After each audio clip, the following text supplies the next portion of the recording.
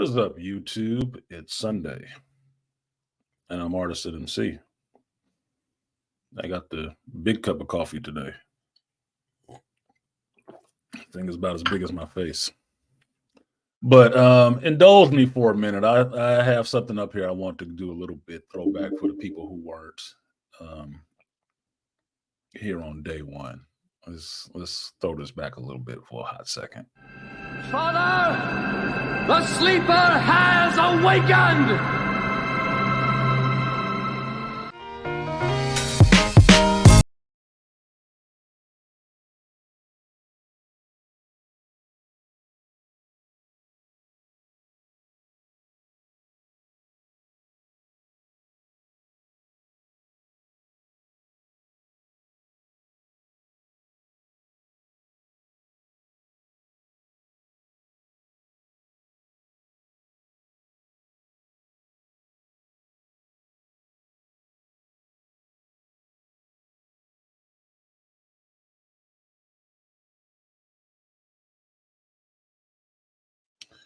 All right, that was a little throwback for me. I should have did that last week, but I forgot about it. So I did it this week. So what? So been screwing around with changing the name, and one of the things that always comes up in this platform is the hero's journey. Shout out to Malika Me Bang for that, because we always think about that when we talk about these movies and these shows and whatnot. And one of the other things that always comes up, shout out to Charles Faulkner Jr., is that you need to be the hero of your own narrative. Black men specifically need to be the hero of your own narrative. And that is, it can be an empowering thought, but it is good motivation for younger men who don't understand what their way is. And Dune Part 2, the second part to this story of Paul Atreides, that's basically what it is. It's basically what it is. It is the hero's journey. It is a young man coming of age on a planet that is harsh and dangerous and can take his life at any moment. And it is his job to discover his hero's journey and to become the hero of his own narrative. Aside from what his father wanted, aside from what the Bene Gesserits wanted, aside from what the Fremen wanted, he had to choose his course. And that is the plight of every man on this ball of dirt. You got to choose your own path, because you will constantly be beset by forces that push you in one way or the other, that want you to conform to the way they want you to be and not the way you choose to be for yourself. And that's why when I talk to young men, my most important thing that I tell them is to find their own voice. Not to listen to anybody older than them. You take tutelage, but you find your own voice and you stand on that shit, because that will always serve you. That will never leave you. When you're the hero of your own narrative, you're always in charge of where that shit is going. Always. And you're always rooting for yourself.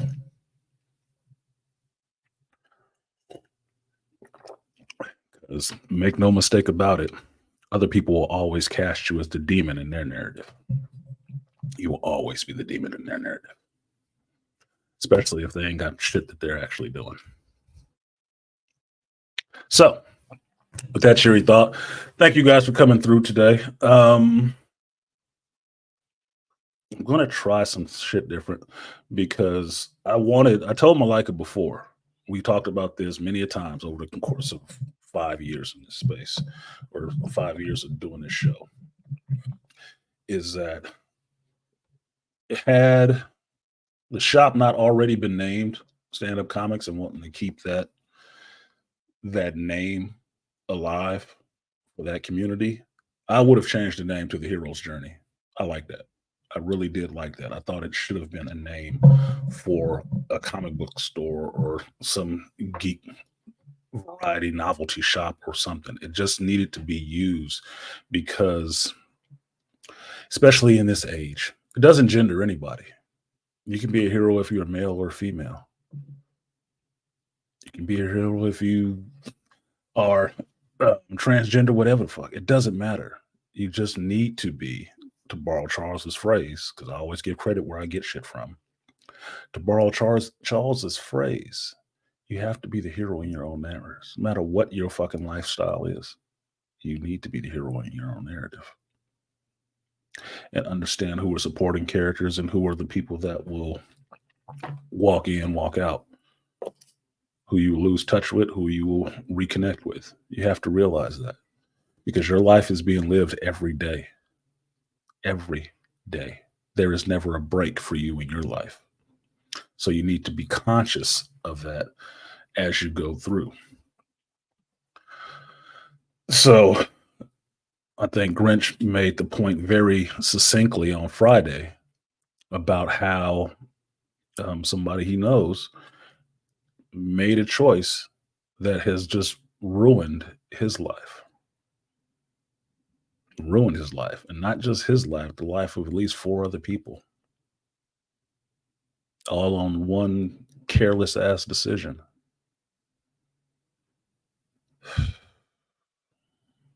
Like they said, like it can be said, fucking up fast and picking up steam.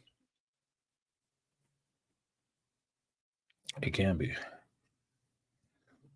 What up, Azurius? I do like seeing the friends in here. What's up, Azurius? He said 10-10 name.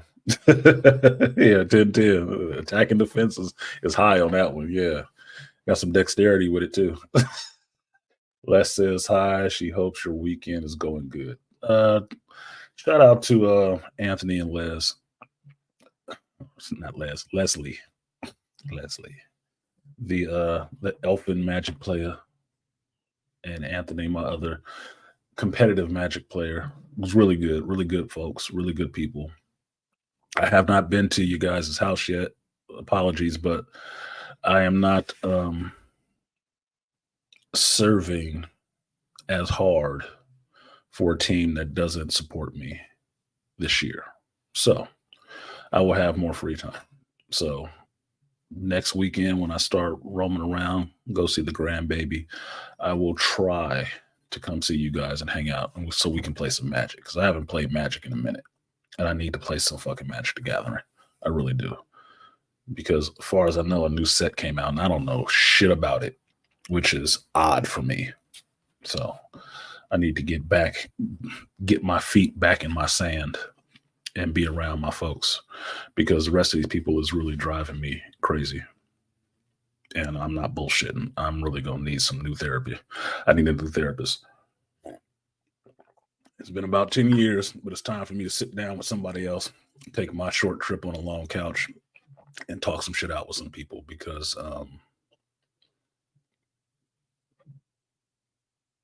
yeah, that's personal. I'll keep it to myself. But there's some shit going on in the background that I don't necessarily want to put out on a public stream that has really gotten me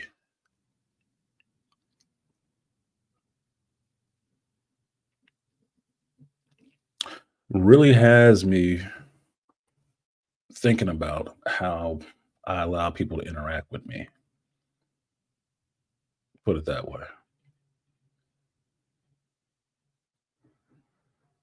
And I can say this: if I presented as a different type of person, they wouldn't try that shit. They wouldn't. And that's just manhood code. You already know. Because if you present as somebody who will take a motherfucker's head off, people never try you. They never fucking try you. Because they're afraid you're going to take their goddamn head off. But if you present like you cool and you trying to, be peaceful and don't really care about that shit, they will try you all the time. Right now I'm being tried. And there's only because of higher ups that I am not speaking as I usually would and reacting as I deem the situation warrants. Because I do believe, you can look at some of my favorite comic book characters. Ghost Rider, Spawn, and the Punisher. I do believe people deserve it sometimes. They do. Oh, and I'm a fan of the Sith. So, what up, JT? He said spring cleaning drop, folks. Man, I've never really been into that. But let's not make the show about my personal bullshit because I got enough of it going on to where I want to have this respite to talk with y'all, good people, about some fun stuff. And then I can get off of here to get back to dealing with all the rest of that shit because Monday will come soon enough. But I want to enjoy this Sunday being that. I present very scorpionically, and you present very Leo, man. I hope that was a compliment. I like those. Those are fun. What did Anthony say?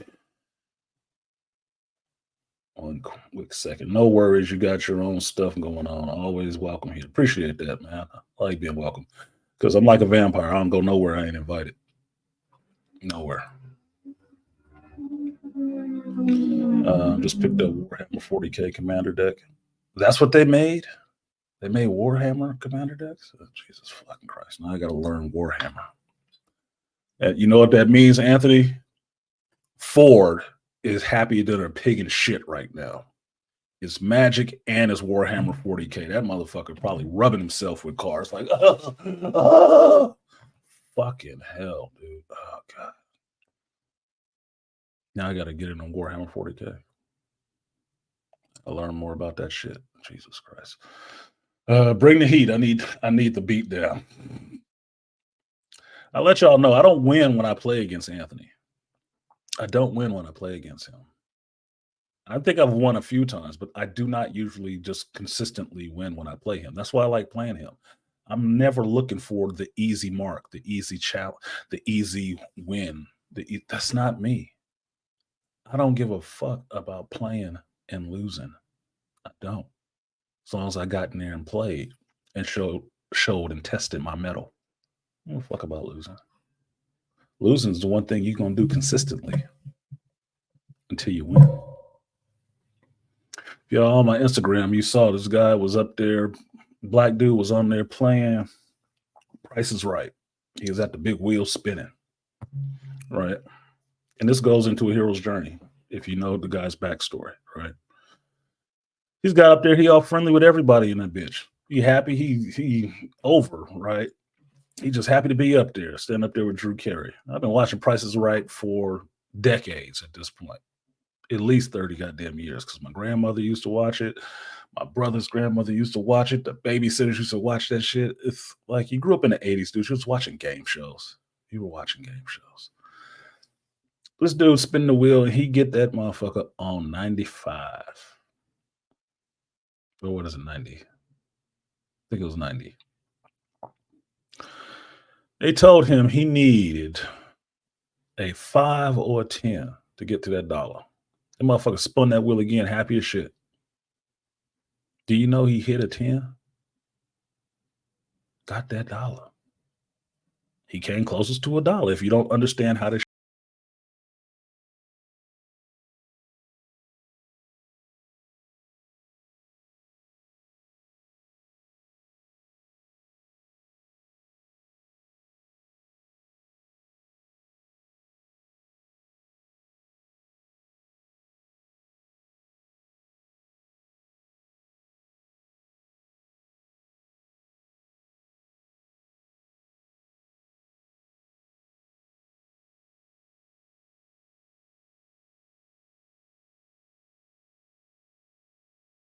government does.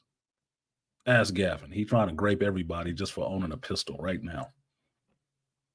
Just for owning a pistol. Like he doing anything about the damn crime in this bitch. Anyway.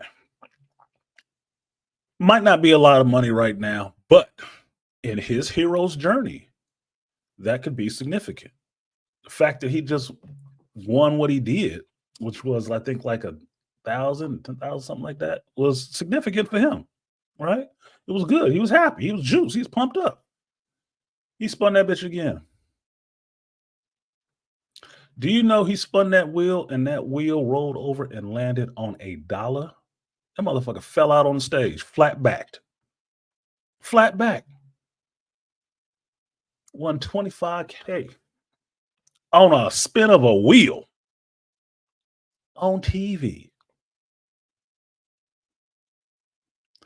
If you want to tie it into the last song I played, he was blessed, my nigga. He was blessed that day. And his personality showed it. He was blessed before he spun that wheel. Because you could see that youthful exuberance, that excitement coming off of him. And mind you, this is a black dude. He's probably about 30 something years old. People don't like seeing you like that. They don't. But that's where he was. On stage, standing next to Drew Carey on The Price is Right, spinning a fucking wheel, pumped, excited. You know how more excited he was after he walked home with 25K on TV? You can't never take that away from him. It don't matter what else you do to him in life. You can never take that away from him. He may spend every one of those dollars, every cent that he got after taxes, because it's California. So maybe he got 15. Because they're gonna take a chunk. They want their third or more. But you can never take that win from him. Never. Never. It don't matter what else happened to him. You can never take that from him. Because he did it. So when I see stuff like that, I think about how much everybody is walking their own journey. And everybody has on ramps and off ramps in your journey. They do. For whatever they fucking reason is. People find reasons. They do. They look for reasons. If you're a black man in this world, you understand people look for reasons to hate your ass and don't even know you. They look for reasons to undermine you without even knowing you. Because it takes no time for somebody to believe something negative about your ass. None at all. Less than 0.35 seconds. A Ferrari can't even speed up that quick. It takes them no time. Because they're willing to believe that shit. Because it fits the narrative that they want to have. That you, my nigga, is something fucked up about you. Something negative about you. You can't be that good. You can't be that straight up. You can't be that creative. You can't be. You cannot be the hero in my fucking story. Fuck you.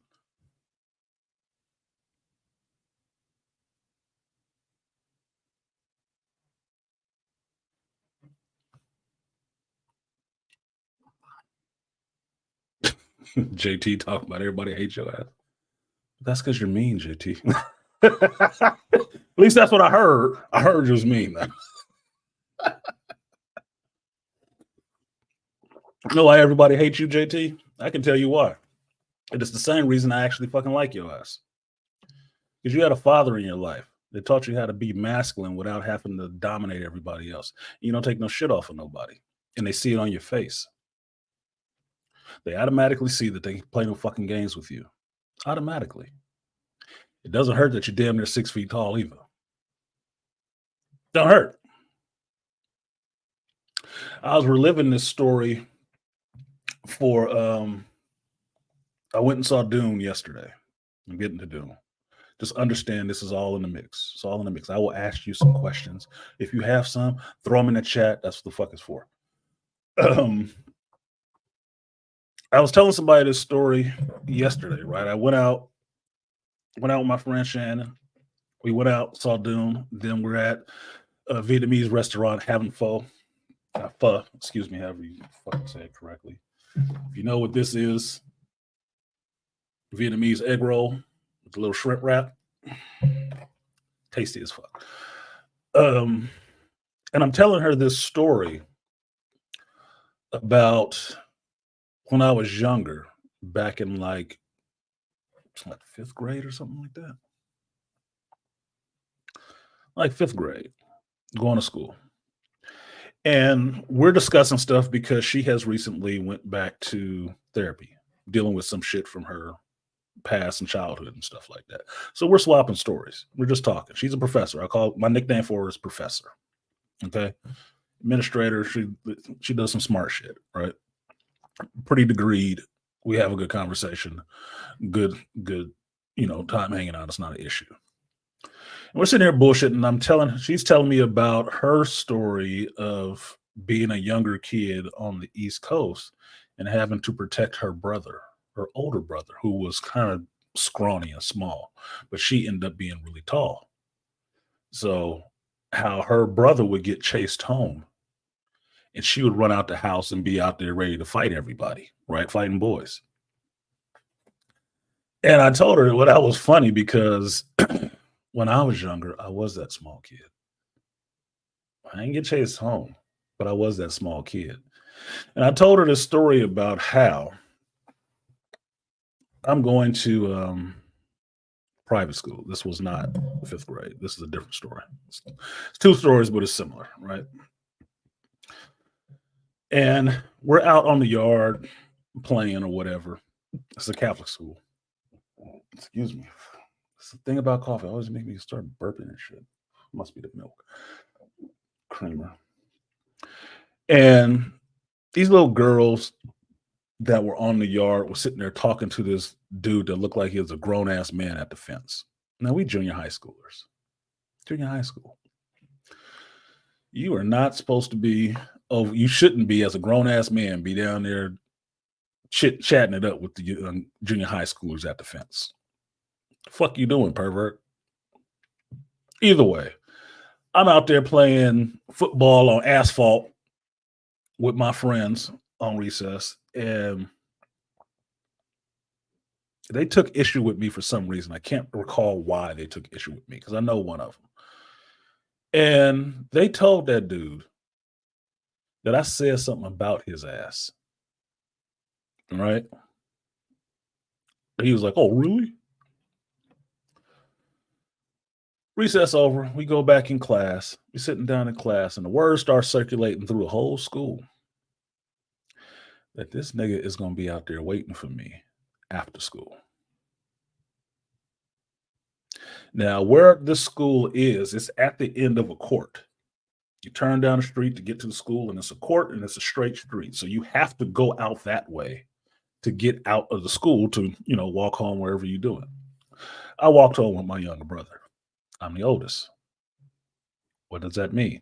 There is no backup for me. I'm always where I am solo dolo. That has been my stilo from birth. So I don't always look for other people because I always know there ain't other people there.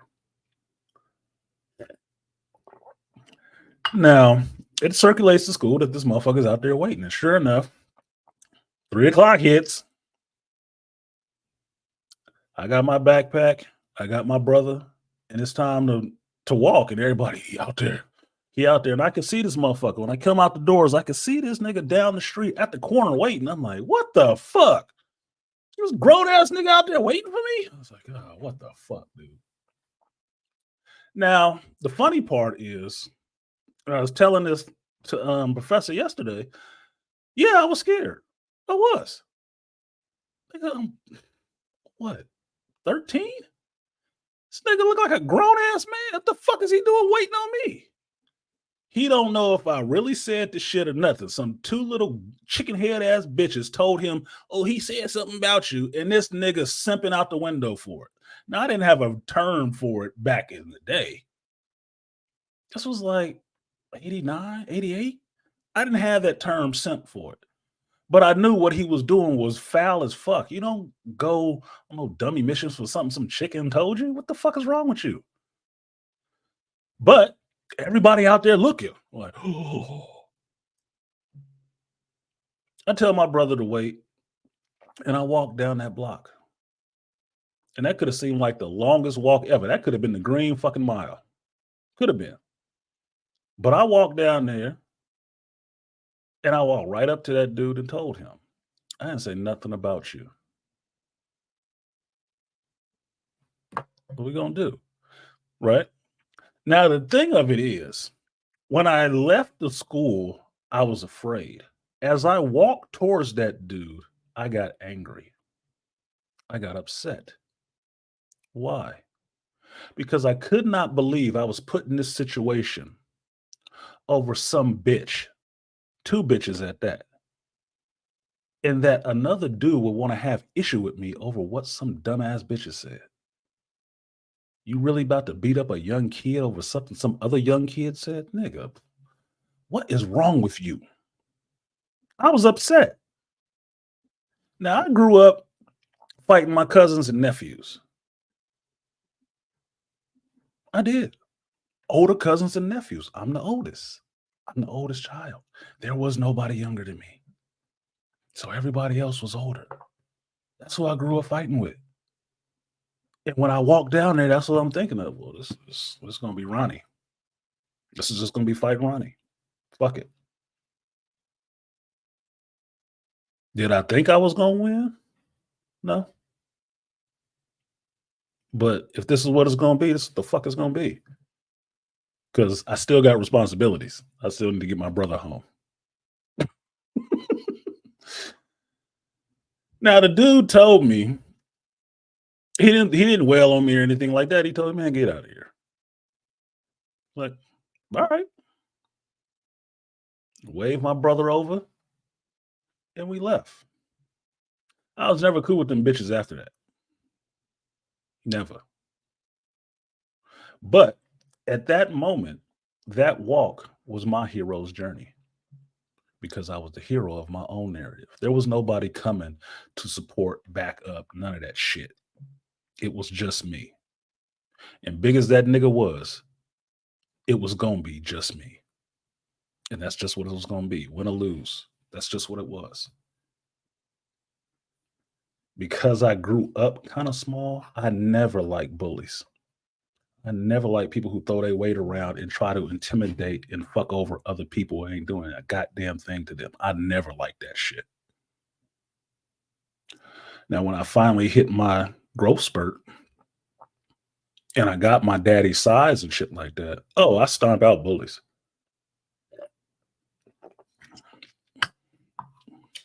That's one of my favorite things in life. When I had my own family and I'm coming home from work and I saw these kids down at the other end of the park, I'm turning my car around and look like they fighting, and it's like three or four of them on this one little boy. What do you think I did? The fuck out that car. What the fuck y'all doing? Get off of him.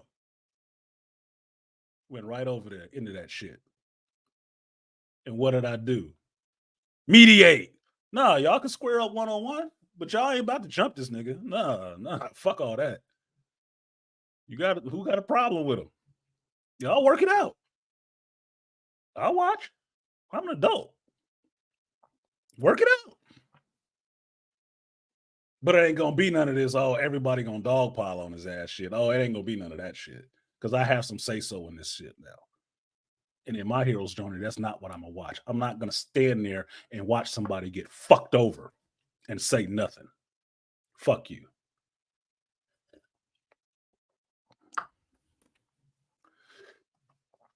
Did they scramble like roaches? No, you know what they do. What weak motherfuckers do. Oh no, we was just playing. You ain't fucking playing. You all right, young man? You good? No, I'm all right. Who got it with you? Who got the problem? Y'all two can square up. He don't need help. If he really got it like that, he don't need no help. He can handle it. Y'all can work that shit out. I'll stand by. They ain't gonna jump in.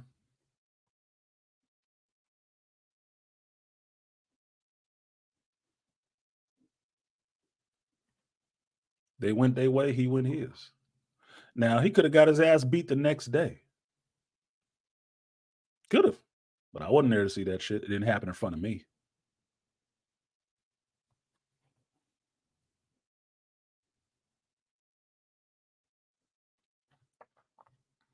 That was me being a hero and being a backup he probably didn't even have. because I understand what it means to not be the person to have backup. I've been in a lot of situations where it has been just me. 1 to 5, and I'm still here.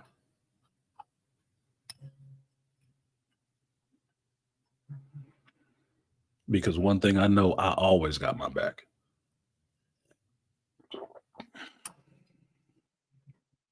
Always. So that's why what Charles said about being a hero in your own narrative always resonates with me. Always resonates. And that's why I give him credit for it, because he understands that as well.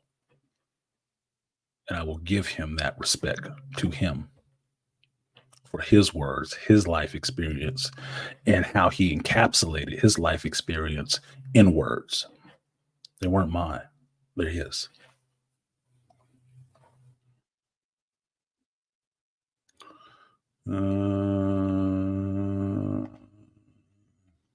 Off talking an apology for it. I'm going to try to print you an MTG box deck this week. Print it. Haven't attempted to print one yet. Fun little journey. Okay, what are you talking about? 3D printing, or are you talking about printing the cards on like I don't know. You had to explain that shit. You had to explain that shit. I always went to the biggest dudes out of the group, and when they was possibly going to get jumped. Yeah, Andre, I grew up in the era where everybody loved to try to jump in. Everybody liked to jump people. And they felt the more people they can jump in and can get a hit, the more emboldened they felt like they was badasses. And that was, I seen that shit come in. I never liked it. I never liked it because when I was younger, it was always one-on-one squaring up. Always one-on-one squaring up. By the time it got to the late 80s, early 90s, it was all about jumping niggas because everybody found in WA.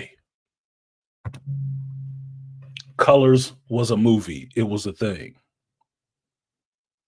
When they pushed that little nigga off the stoop and he had to get out there and fight everybody in the game to get his respect, everybody who never lived that life took that shit as gospel. That's what you're supposed to do. So every Negro needed to have a Raiders hat, a derby, some khaki pants, and you need to be trying to jump somebody every time you got a problem with somebody. Then now it's always 5-on-1. They never would fuck with you otherwise. For me, that's what I looked at as a hyena mentality. Because they never fight somebody that's bigger than them by themselves. No, it's always like 5 or 6 of them. So, in that situation, are they heroes in their story? How can you be? Because you got all your homies riding with you? Really? What if y'all on some bullshit? What if you're doing some non-heroic shit? You're still the hero in your narrative? It's all about perspectives. And he said, yeah, 3D. Okay, 3D print, that'd be cool. If you make a deck box, I use that shit. You know I will. I'll keep that shit forever. There's a joke there. I'm not going to say it because it sounds fucked up.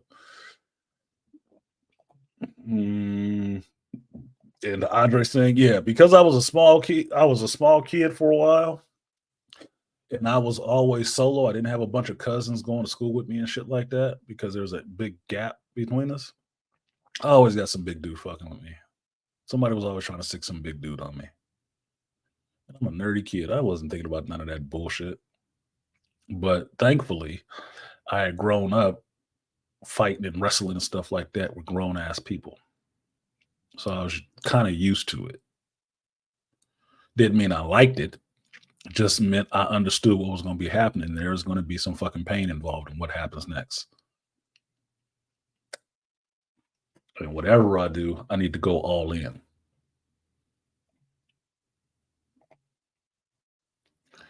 I work with asshole middle schoolers, and best believe I don't tolerate bullies. That's why them bastards have to hate boner for me. Yeah. What, Delonte, punk ass? Yeah, he need to be getting it every time. I lost everybody because I didn't get to the Dune shit. Well, that's good. I'm clearing out all the suckers.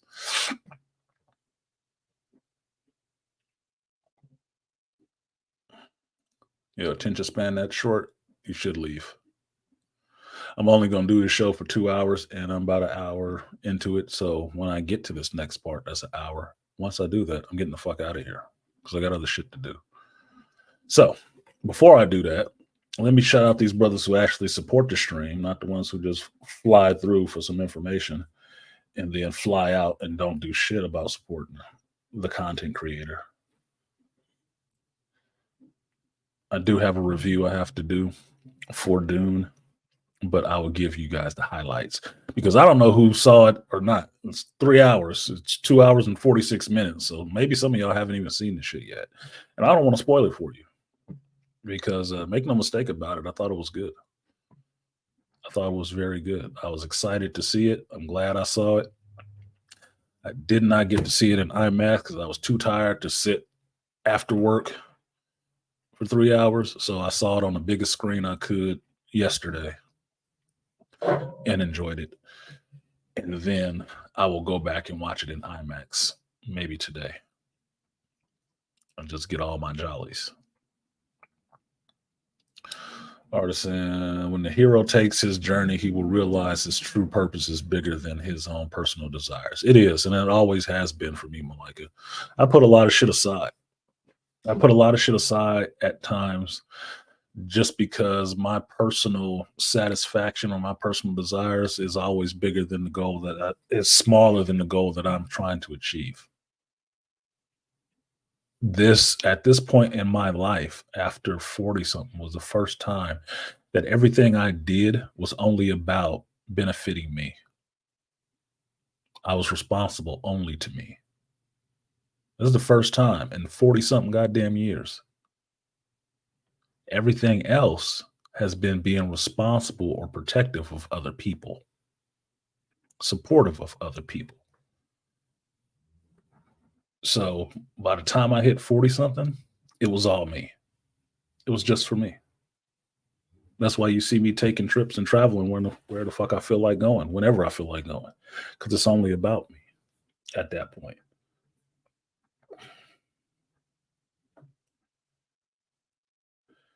Because I have gave my blood, sweat, and tears to a lot of other people on a lot of other issues.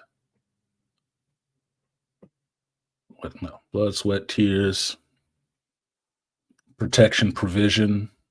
I've given a lot of that shit. I've given a lot of myself to people. Like I tell you, the storms that I've been through, the person you see sitting here right now is not the same one that walked into them storms. To relate it back to Dune, it's not the same person that went into the South, the Southern Desert. It's not the same person that came out. No, it is not.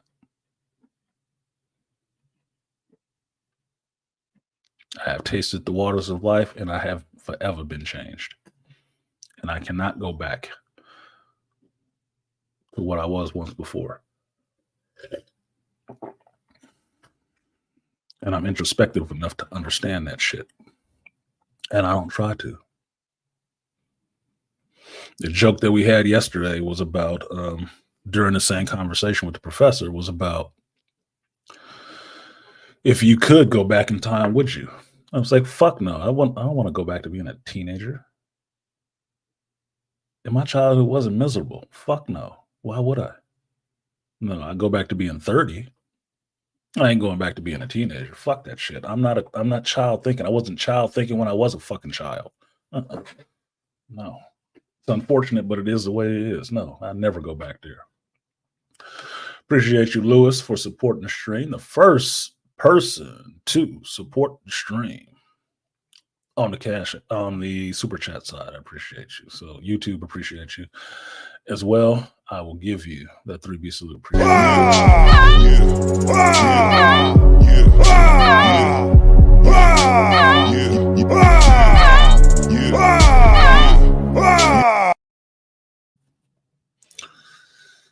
Say Aquateki, 2 Enders, 3v1s, Easy 3D X1. Oh shit, you got tech notes. This motherfucker got tech shit. I got a resident that got a 3D printer in his garage and he makes like Halo armor and shit. I told him, you better turn that shit into your profession before you get out. He said, yeah, somebody was telling me that. Well, I should have said, dude, at this time, my coworker Sean still stayed there. I told him, look, there's a dude around this corner about 5 houses down would lose his shit if he found out you could 3D print him a lightsaber hilt. He'd lose his fucking shit. He'd be banging on your door with money in hand. You better start doing that shit. Don't wait. Don't wait till you retire and think, well, maybe I should start doing it now. Start it now. So by the time you retire, it's already up and running. And that's not advice from me. That's advice from my financial professor in college. Start it now. Don't wait. Start it now. So by the time you really need it, it's already up and running. Stop fucking waiting.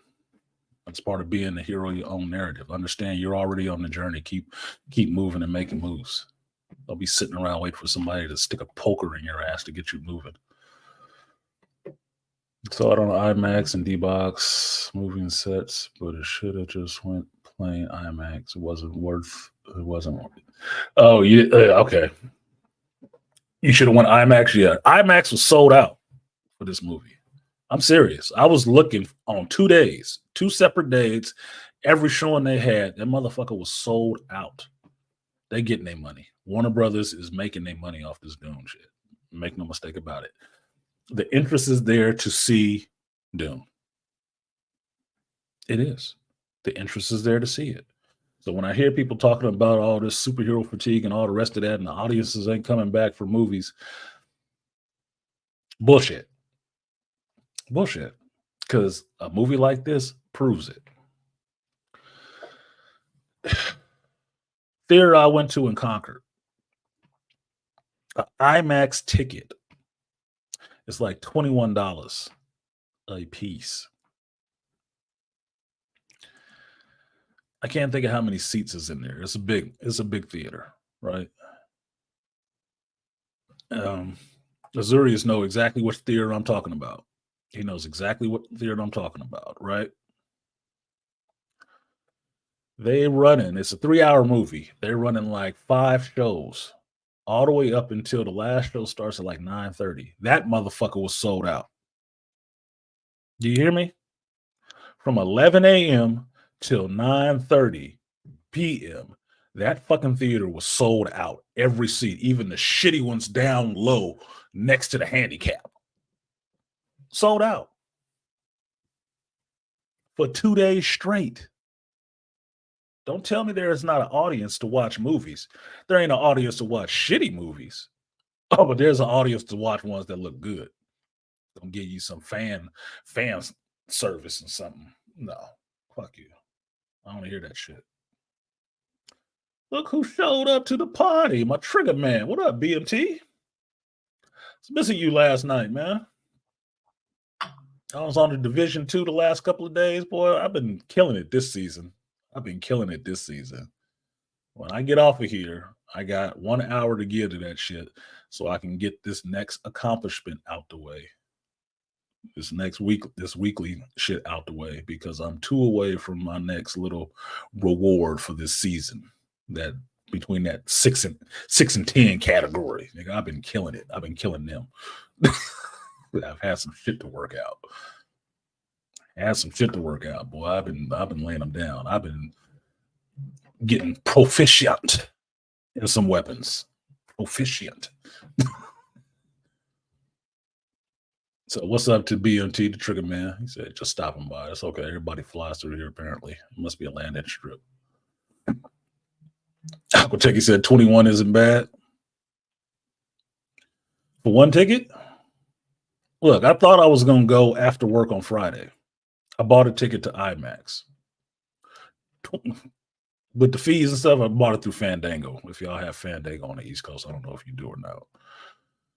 $24.44 for one ticket. You know how much California gas is?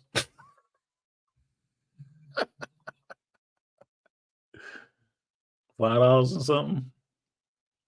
It's a couple gallons. I don't smoke cigarettes, but if I did, what is that, like a pack and a half? But I'm paying for the sound, I'm paying for the screen, you know. But 21 and you ain't saw nothing yet. You ain't even inside yet. You're not even in the theater yet. Like, wow, 21, huh? Oh, fuck it. Just you, not that big of a deal. Family of five, oh fuck it, you need a payday loan or something.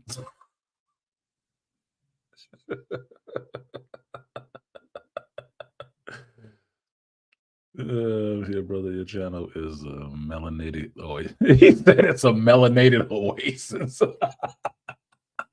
Don't look like it. Like people just fly through here. I just watch numbers and stuff. It's like, so anyway. So that's 1 hour of the bullshit. Sort of. Minus what, a couple minutes for music. So here we go. Let me give you a brief reaction to Doom Part 2. So let me throw this up here. I will try to minimize spoilers. Put it that way. You know me. I'm not going to try to ruin a movie for you. I'm not. I want you to go sit your ass in there for 2 hours and 46 minutes and watch it and enjoy it. I do. I do. So I'm not going to ruin everything for you. Okay. But I will put the spoiler alert up there because I am talking about the freaking movie. So because I'm talking about the movie, I want you to know this is a spoiler alert sort of situation. All right. So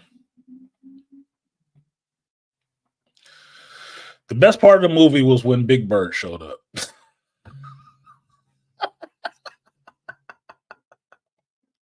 I'm fucking with you. There's no Big Bird in that shit. So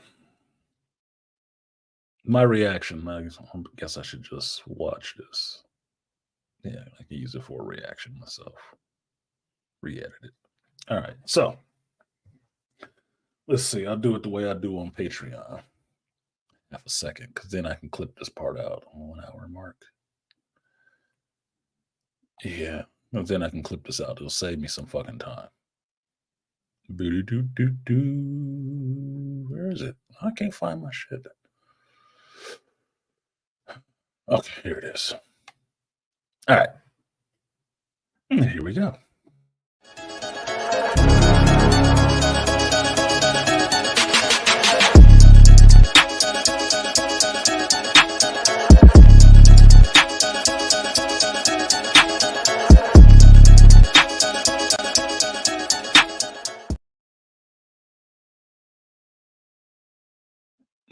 And what's up, YouTube? It's me, the Artisan MC, and today I will react to Doom Part 2.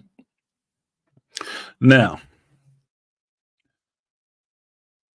it is not hard for me to say, or if you've been watching my channel, you understand that I was heavily looking forward to this movie. Heavily. This was one of the movies I was really hot to see this year, and I was just biting my nails and chewing sand waiting for this movie to show up.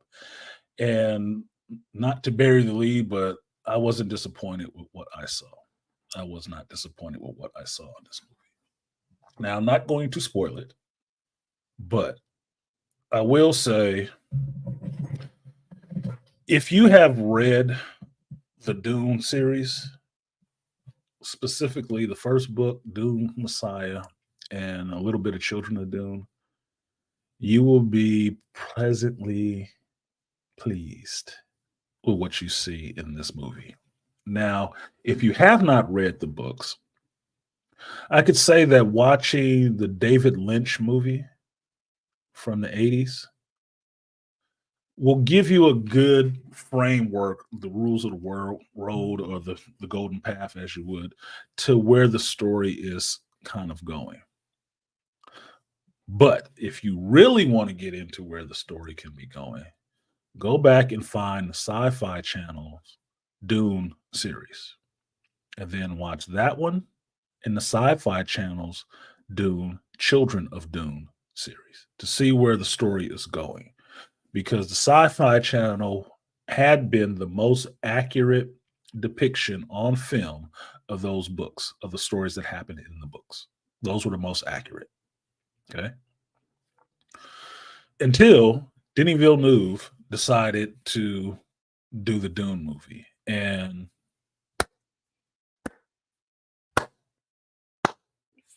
thank you, Denny. I appreciate that. The reason I appreciate it is because he is a fan. He is somebody who actually read the source material.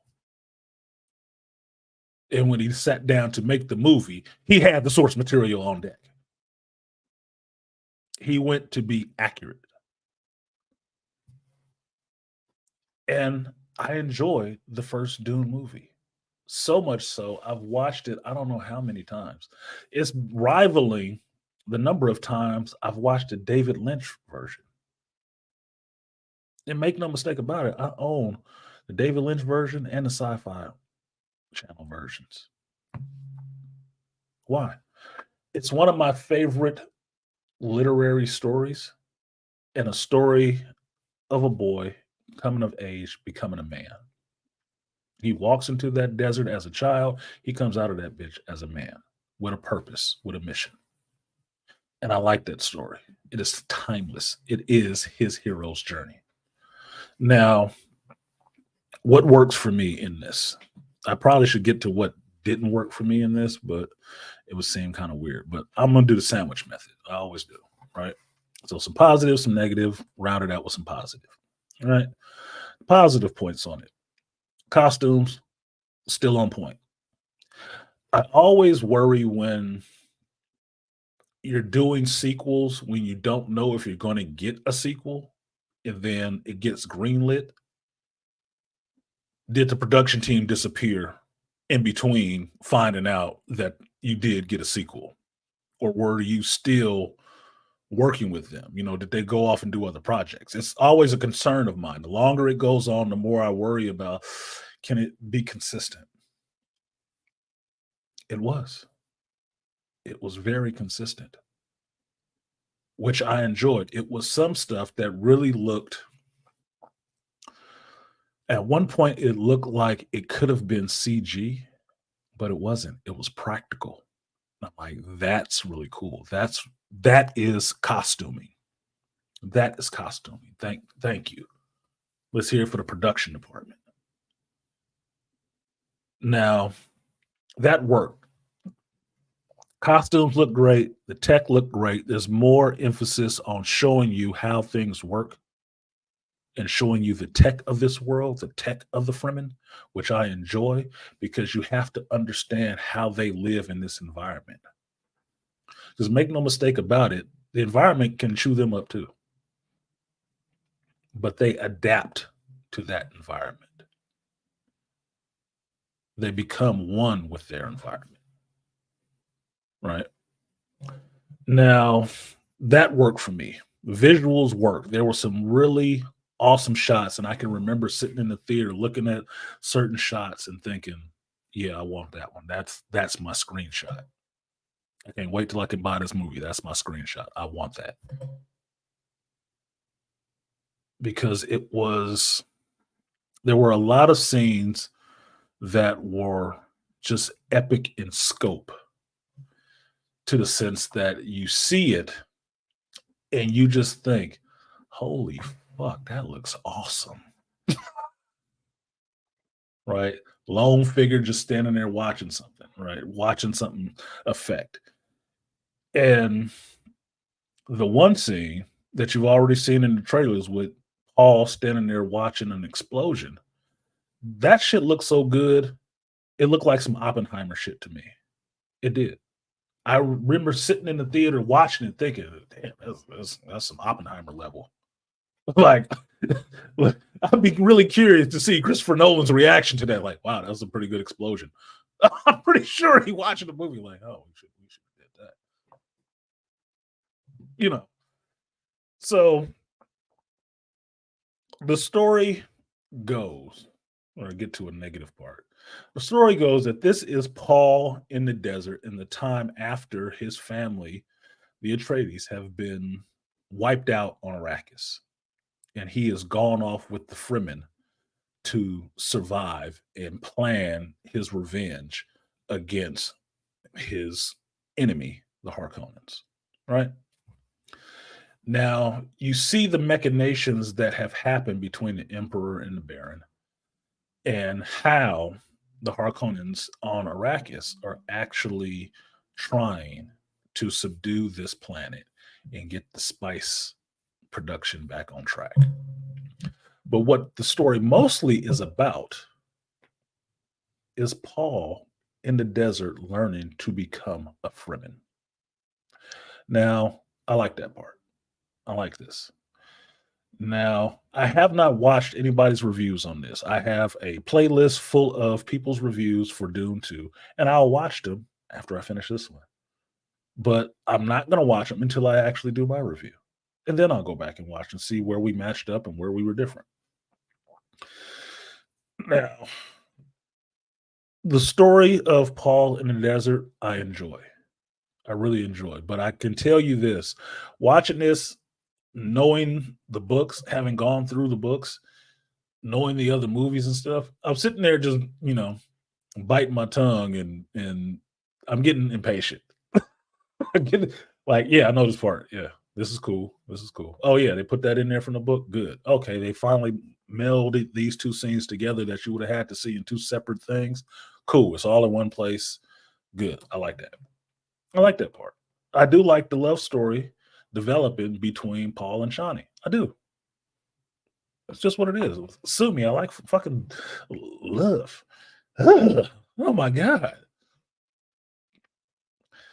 But the point at which this character has to embark on his journey and has to submit to his journey and his path is what I think is so epic about this part of the movie. Now, this is where my criticism comes in on the movie.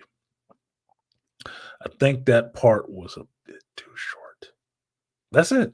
I just think that part was a little bit too short. I think it got rushed a little bit more. But it was still good. It was still good.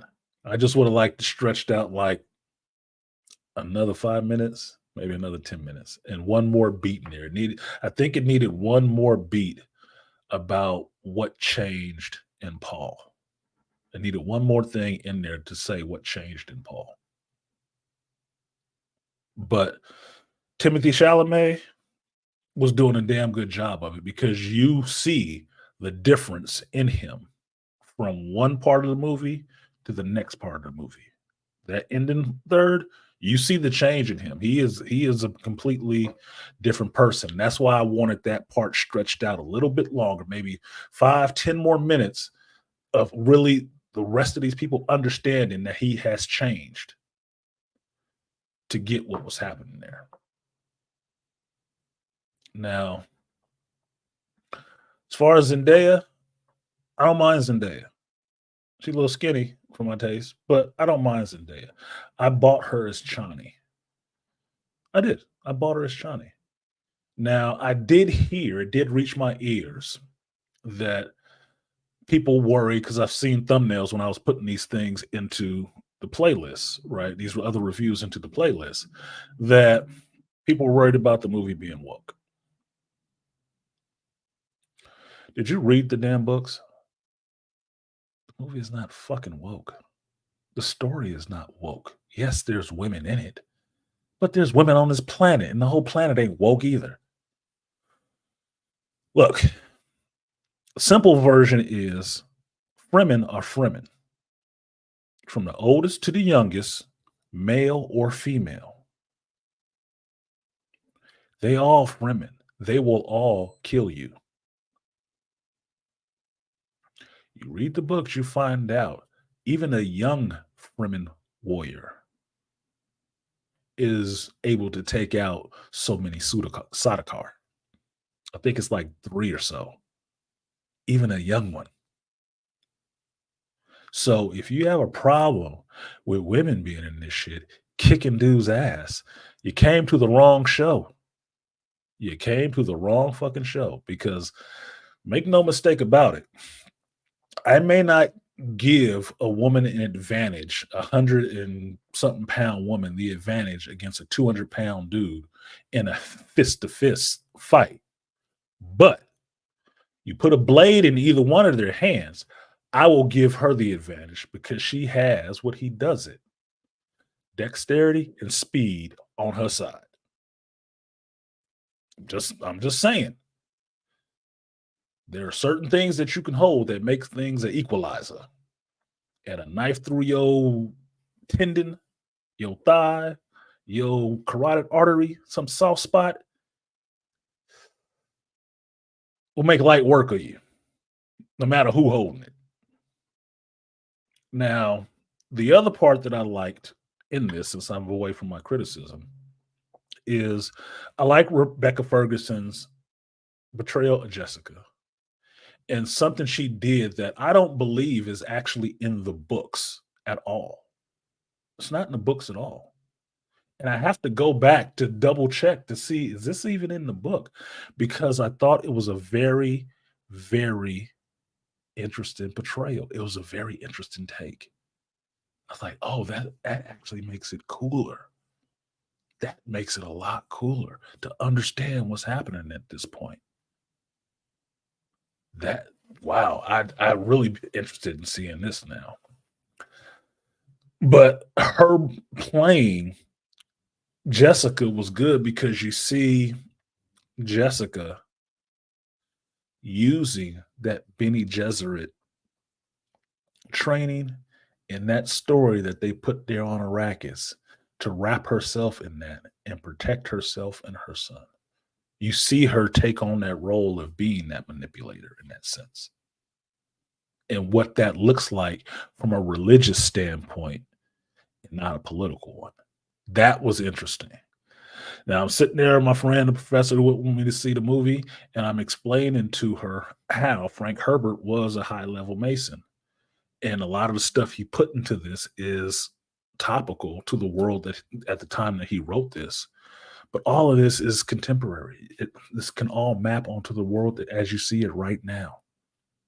So there is a lot of political manipulation, a lot of religious manipulation that happens in the people, and the people wanting to define themselves, govern themselves without all this manipulation, without all this behind the scenes, hidden hand bullshit, plunging them into turmoil that they want to be able to self determine. I love that story. I love that part of the story. Um, the other good part that I enjoyed was getting to go to Gidi Prime again. You get to see the Baron, but you finally get to see Fade Rotha, played by I think it's Justin Butler or something like that. I think that's his name. He was good. I liked him. I wish we had more time with him. Wish we had more time with him because there's a part that they get into with him that is important to an understanding of how this world works and how these Bene Gesserits work and who he actually is, why the conflict between he and Paul is so epic, what it actually means. Right? That was important. It wasn't really there. It was there, but it was understated. It could have used 5 minutes, 5 more minutes to flesh that out. I think that's just for me to understand who Fade was, right? But you have Lady Fennering there, which is important, which is important. So you kind of get that understanding if you've read the stuff. Otherwise, if you just saw these other things, you wouldn't know who the hell she is. But she is important to later stories. She's important. So I would have liked a little bit more with Fade, but I liked how his character was. And it wasn't intensity, but you did worry about him. Now, you can only match his performance up to Sting from the David Lynch movie and I forget the actor's name from the Sci-Fi Channel ones. I like Sting's portrayal more. Sue me, I'm Scorpio. But the other guy in the Sci-Fi show, he did a decent enough job. But Butler's performance, I bought him. Fade was off. A little bit more time with Fade would have been interesting because he was a psychopath, but a calm one, a very calm one. It was just stuff done just because it was like took a breath. That's what it was like for him. I just took a breath. That needed a little bit more time to breathe on screen for me. I just need a little bit more time with that so you understand what that shit is. Sue me, I get into psychology. Um, Skarsgård, Baron is something else. The Baron is something else. And I was really thinking about I'm forgetting his first name. Stillen. It's Stillen. The elder Skarsgård, because all his sons are acting right now and they're in some actually good movies. So I have to now remember each one of their names separately. But that family getting their money right now in movies. They get their money and they're turning out some very good actors. Talk about some legacy. Talk about a hero's journey. This motherfucker doing it. Him and his boys is doing well. So he's always been a good actor. I enjoyed him in this. He cashed another check, but then I know I got a couple of movies coming up that his son is in. So I'm like, wow, these people are really, turning out some work. So I appreciate him in the movie. Dave Batista. It's two movies for him. I mean, but we all knew that. We all knew that. Raban don't hang around for a long time. I'm telling you, it's just he's in the whole movie, but it's only two movies. He done and out, two and out is for him. But I liked his Raban because it wasn't Drax. It wasn't Drax. He's a little unhinged, but he wasn't Drax. He did seem a little weak in some senses, but a minor enough character in the sense that he needs to be there for a reason, but he does need to be dispatched and moved on from for reasons all the same. So I liked his portrayal. I liked him getting this movie check. I did buy him as Raban. I thought his he came off looking cowardly in some scenes, which I wouldn't take for Raban, especially from the books. That Raban was a beast, was called the beast for a reason, not just because he was big. But I would like to see a little bit more with him. Not saying that the movie is bad with the amount that they had in there. I just would like more because I know the rest of the story, right? But it's a lot of material to get through, and they did a pretty good job of it, right? Now, Javier Borden, this one, Javier got to act more like Javier. He's supposed to be playing Stilgar. His Stilgar portrayal is still fun for me. It's still fun. Out of all of the people who have played Stilgar so far, I've liked every one of them. I like Javier Borden's performance because he puts more of himself into it. This one might have been a little bit too much of himself in it in some scenes because it doesn't seem like the character completely to me. It just seems like Javier himself. But it's funny. It gives the movie some light moments with all this other heaviness that could be happening. It gives itself some light moments. Not that it's a comedy, not that it's comical. His way of delivering stuff just makes you kind of giggle. It's just like, okay, that was kind of funny. He's not making a joke necessarily. He's just, talking. And the delivery and his mannerisms and stuff make you kind of laugh a little bit, but it makes it fun. It makes it fun to watch him on screen delivering these lines and stuff like that. But it's also fun to understand where the Stilgar character goes from here. That makes it all the more interesting. And that's what I get to wrap up this part of the movie. This is what I get from this movie. I really enjoyed it, and I don't know if it's a spoiler or not. I really hope they go ahead and go forward and do a third movie. I really do. Because you can keep making movies off of this for 10 years. You can keep doing that.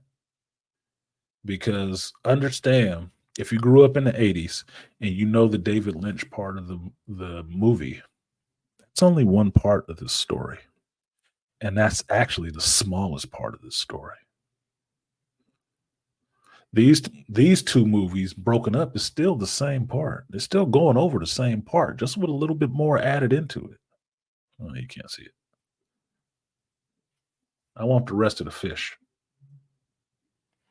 That's what I want. I want the rest of the fish. I want to get to the other stuff that I have not seen depicted on the big screen yet, that only the Sci-Fi Channel even went into.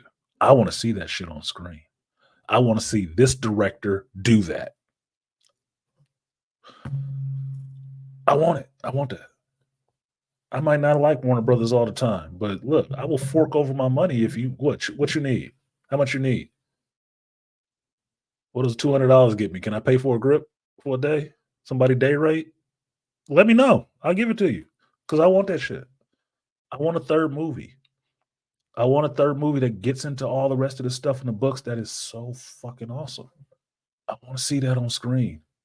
Do it before I drop dead. So, if you don't understand that from me telling you, I really enjoyed the movie. It was a lot of good performances in it. The action was good, pacing was good. I would have liked some things stretched out, but that's just me being, I just want to see certain things on screen. That's it. But other than that, it's an entertaining watch. It won't seem like you've been in there for 3 hours because you'll be into it. It didn't seem long at all. It didn't seem long at all to me. It moved pretty well. But I was in there early and invested. No coffee, no nothing. I sat down there and watched the whole movie and didn't move the whole time I was in there. So I enjoyed it. Maybe you'll enjoy it, maybe you won't. Who fuck knows? But I would recommend that you see it and make up your own damn mind about if it was good, bad, or whatever. But I will say it's not woke. This is just Fremen. This is just how this world runs. So thank you guys for coming through. Like, share, subscribe, and support this video if you can. Click the bell down below and subscribe to the channel, and then you will get alerts every time I drop one of these random videos. But for now, I will see you guys next time. Peace.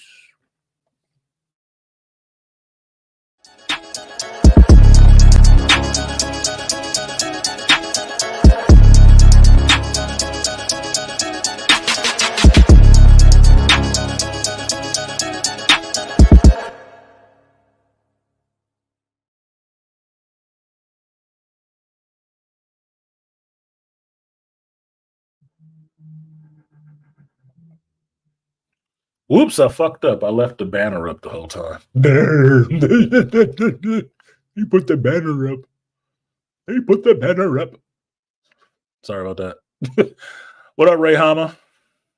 Ray up in this bitch. Dude is not in my top 5 of favorites, laughing out loud. The fuck? You coming here with that shit, Ray? You on the wrong channel. Like everybody used to say. Yeah, no shit, Aquatech. Support your interests. If there's no support, you must not be interested in that shit. Just saying. And shout out to Aquatech for supporting the stream today. Let me get to these people who actually did support the channel.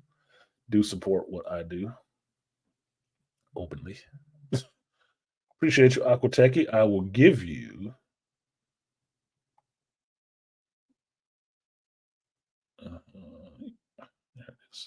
your 3B salute. Appreciate you.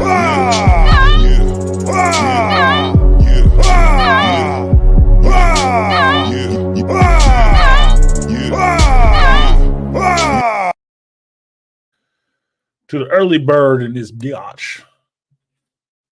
Malika Me Bang, he came through on a Thursday. Y'all late. Motherfucker get his support in early. He always support the show. Shout out to Malika Me Bang. He said Geek Elite assembled. Yes, we have assembled. It is Sunday. This is the geek sermon on the mound. So, at least in this sector. Appreciate you. I will give you your moniker, the Bedrock Booty Bounce, better known as the 3B Salute. Appreciate you,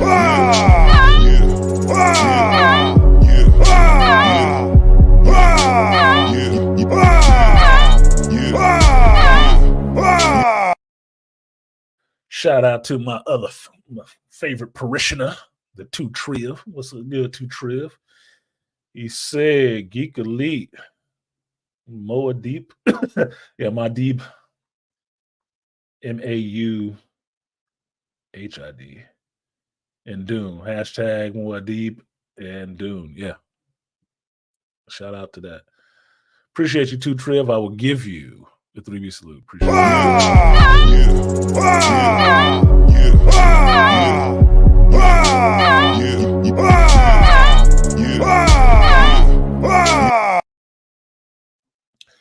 And the next one to my scorpionic brother, Joe Herr. Appreciate you, Joe Herr, for coming through. He says, geekness forever. Yes. Appreciate you, Herb. I will give you double up. Appreciate you, Herb. Money for the crowd, double lag. Fat, double lag. 100 on the sack, double that. Block like a ghost town, still double back. Now, I will tell you, there's one person I'm waiting to see if he watches this movie. He doesn't do reviews. He doesn't usually do movie reviews, but if he talks about it, I'm really interested to see if he's what he thinks of this version of the movie. And that's the Grinch guy. Grinch. Because Grinch is the one that got me, he and BGS were the ones that got me to read the rest of the books. But Grinch was the one who told me about the rest of the books and how really sold me on how good the rest of the books were that Frank Herbert's son did. And once reading them, I agreed. Going through them, I agreed. So I'm really interested to see what he thinks of this movie. I don't think I heard what he thought of the first one, but he doesn't usually do reviews and shit like that, right? So, and I know he on the road getting his money. So if he got time to watch it, we'll just have to see. But y'all let that filter back to Grinch's ears, like, man, what'd you think of that Doom shit?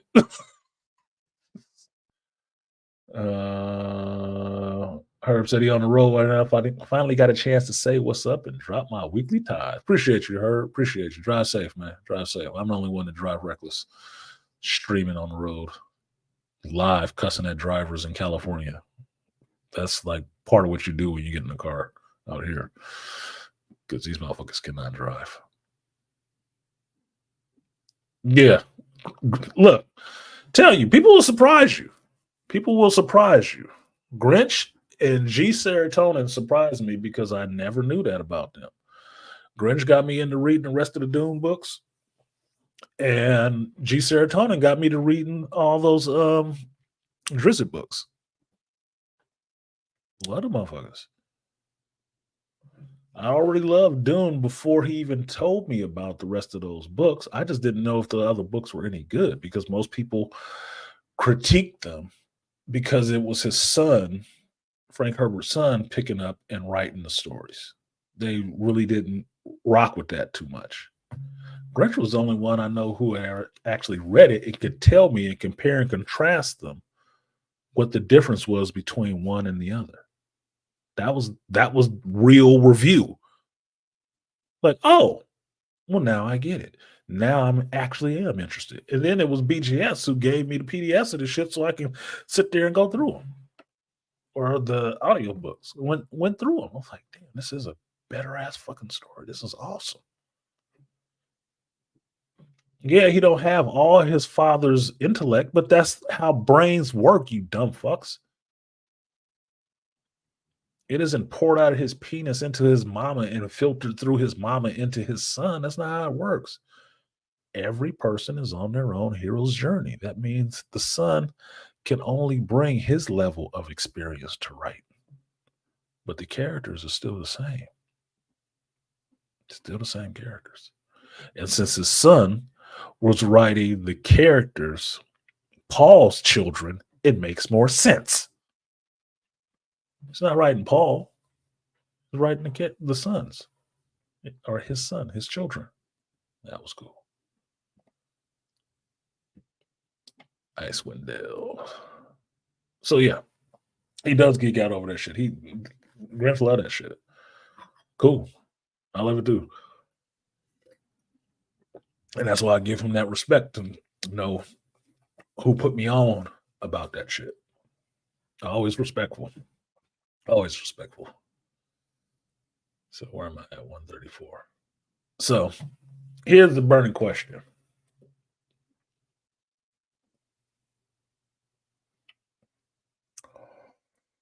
Well, it's two burning questions. One, for you guys in the chat, and I'm expecting everybody to play along, even though that might not even happen. What denotes a good movie to you? What denotes a good movie to you? I know what it is for me. I don't know what it is for y'all. And that's what I'm interested in finding out, because that will, in some ways, help me outside of doing my, psychological thing on profiling all of y'all. It'll help me figure out what it is that you guys actually gravitate to about this show, this content creator, and help make more content geared specifically towards you.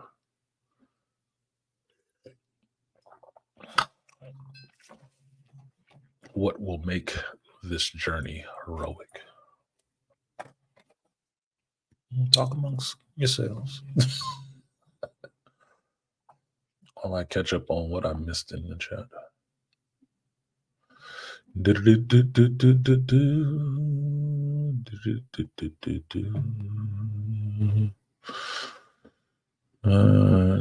Power Prayer Podcast. I remember that the next day everyone was gangster. I didn't read this comment. Jay the Proud Parent Podcast. JP3. Yeah. Next day everybody was a gangster. Yeah. Everybody was a gangster that next day. Craziest shit I've ever seen. Craziest shit I ever seen. Because, Jay, you might remember it. Before that, what was it? Everybody was all colorful and shit. Dancing around and shit. Now nobody dance. Everybody got gas station Lokes on, Raiders hats, derby jackets, khakis. Like, we don't even do gangs up here. This is Northern California. What the fuck is you doing? That's little Latino shit. You ain't no 13s and 14s. What the fuck are you doing? Ugh.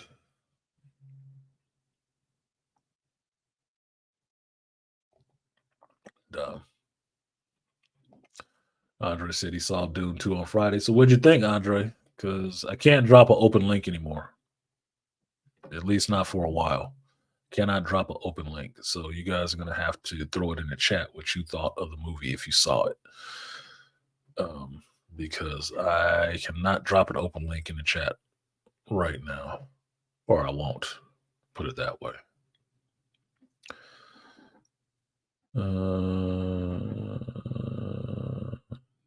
And Ray, what do you mean Dune is not in my top 5 favorites? You funny as shit today.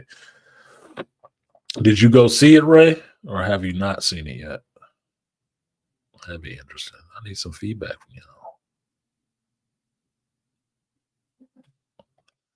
And take it that the sequel is very spicy. Not really. Not really. There was a lot of spice in it, but it wasn't spicy like that. I thought it was very tasteful that it wasn't a bunch of sex scenes in it. Because on the sci-fi channel version, you did see a lot of sex. I mean, I saw that chick who was playing Chani in the sci-fi one. We saw all of her shit. All of the boobies. Shout out for the little B cups. She was giving it up. I'm like, damn, this is cable. What the fuck? Like, Holy shit, sci-fi showing titties. He's cute. Attractive woman. What did Aquatech say? Coherent plot, character development. I can agree with that.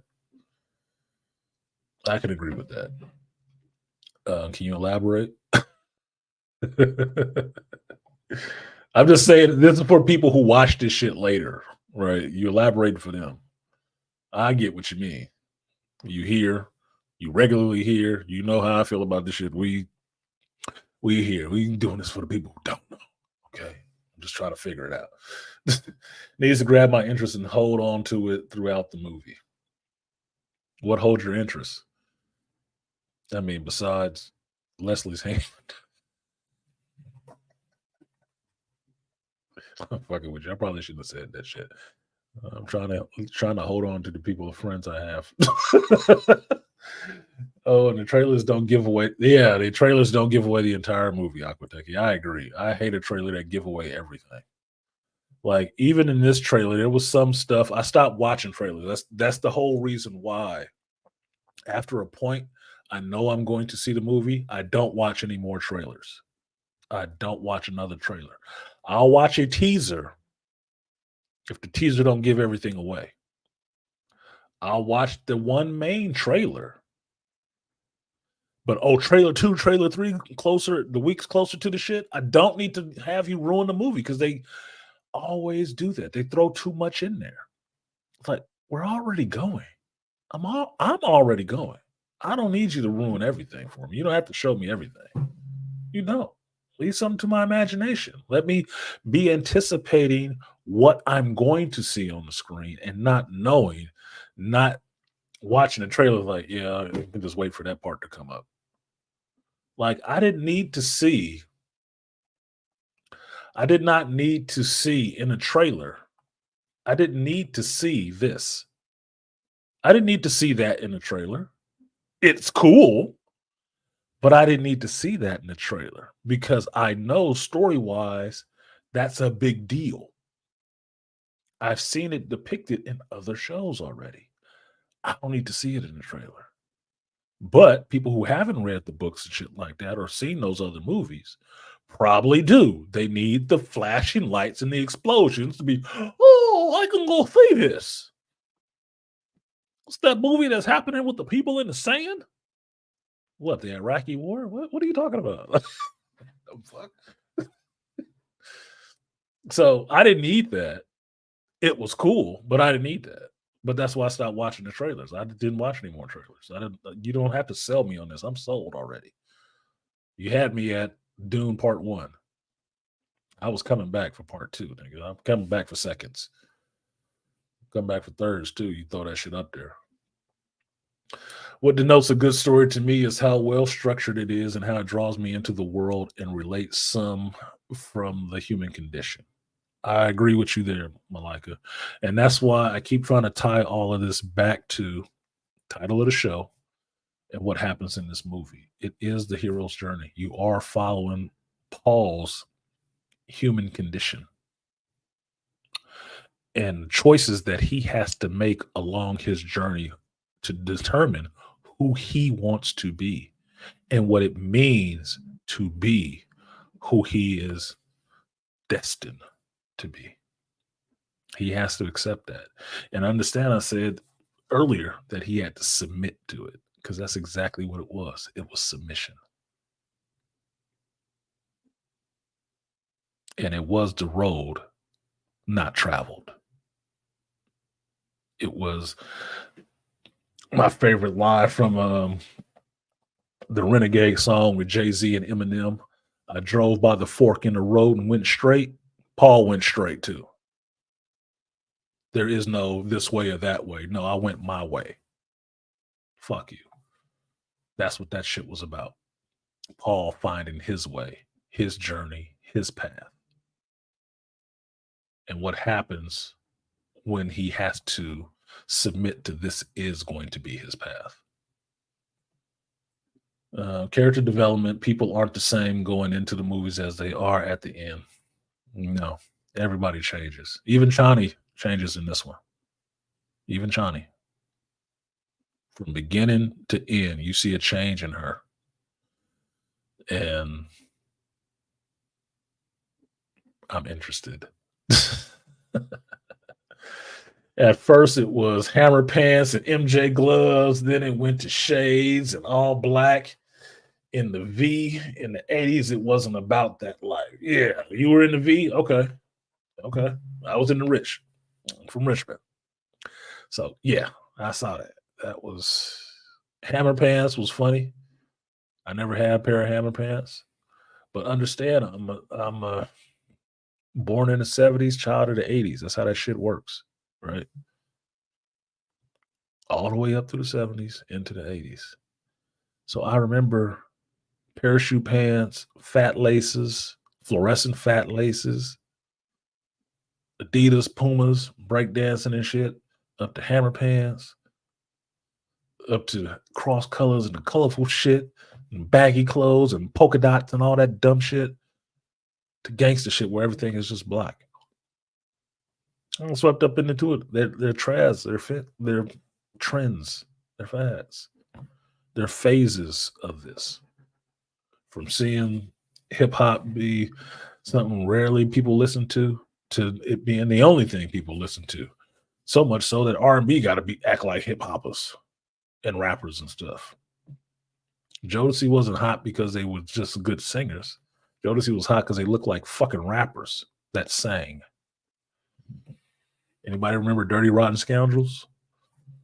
This is for my homie. In that gangster lane. Gangster lane. Come on, man. It was all people wanted to buy. And since we know that black people don't push any of these people to millionaire status, it's all white folks wanted to hear. They pushed it hard.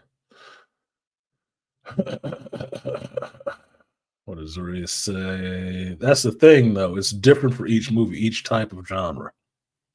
There's no specific thing that I can pinpoint that will grab my interest for whatever movie it is. I'll give you a perfect example of that, Azurius. Ryan Johnson. Did I like his Last Jedi? No. Absolutely not. Deconstructed that whole universe that they were trying to start. Completely fucked it up. He turned somebody that I looked up to as a hero in Star Wars into a whole fucking coward. Milk drinking coward. Who sacrificed himself because he used too much of the Force. And killed him. What? Hated that shit. I have not watched that movie again. Have not. I told y'all before, my Star Wars marathons stop at a point. Oh, they stop at a point because I don't feel like going through that shit again. I really don't. It's like a traumatic memory for me. No, I don't know what the hell happened after that. I'll skip over it, but I don't want to watch it. But Knives Out, Glass Onion, love that shit. Love it. Absolutely love it. Why? It's better work. It's better work. And it's still female led. It's better work, but it's his work.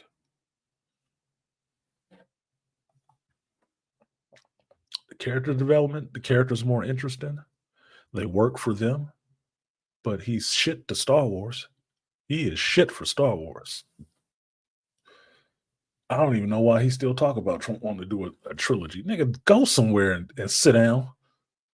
Why do they want to see you do anything Star Wars related? You better, if you want to do something Star Wars related, you need to follow Zack Snyder's example. Go make your own fucking shit.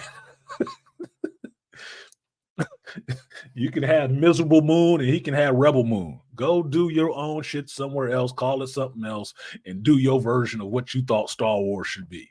And people will watch that as long as it ain't got the Star Wars banner on it. You put the Star Wars banner on whatever dumb shit you about to put out. No, sir. No, sir. Not a chance in hell. No fucking way. Keep your ass away from the Star Wars, like keeping grandma away from the good alcohol. No, because that bitch start swinging on people and talking shit. Keep her away from this. Get this bottle out of here. Or you get in-depth story on why characters are the way they are. Yes. Always, always, always want to know why characters are the way they are. In this Doom movie, the 5 minutes I want more about why Fade is the way Fade. No, I just said it. The reason why I want 5 more minutes with Fade, so you can find out why Fade is the way he is. Why is he a psychopath? Nobody just becomes a psychopath just to become a psychopath. It's not like you put on a psychopath jacket today. No, there's reasons. There's reasons for that shit. And I had to explain it to the professor I was sitting with why he was a psychopath. And as soon as I explained it, he was like, "Oh shit, yeah, it gets deep, nigga. It gets deep. There's a reason he's a psychopath." 5 more minutes would have had explained that. 5 more minutes would have explained that and who he actually is. 5 more minutes. That's the part that I get into. That's why my chosen genre that I enjoy watching the most is drama and suspense. Because it gets into character development. It's always about the character. Where they're coming from, where you're meeting them, and where they are going. That's the important part. The rest of that shit is a special effect. Backdrops, explosions, yeah. That's all fucking cool, dude. It's garnish. The real meat, the real meal is what's going on with this goddamn character. That's where the actual writing and shit happens. I am. I ain't going to take an offensive joke. Oh, I know you're not going to take an offensive joke. You never know sometimes. Look, told y'all before, I offend 3 people a day that I don't even fucking know. And I'm being nice when I did it.